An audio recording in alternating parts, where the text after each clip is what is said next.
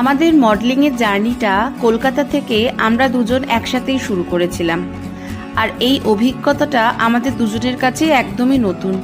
তাই আমরা একে অপরকে মোরাল সাপোর্ট দিতে দিতে কখন যে দিল্লি পৌঁছে গেলাম বুঝতেই পারলাম না। সব সিনেমা দেখছি।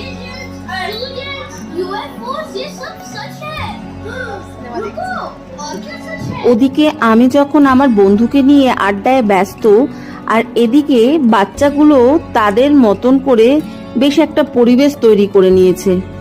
সত্যি এটা কিন্তু ওরাই পারে। ওদিকে রিঙ্কু খাবারের অনেক আয়োজন করেছিল, 2 রকমের মাছ, মাংস, পোলাও, কিচ্ছু বাদ রাখিনি।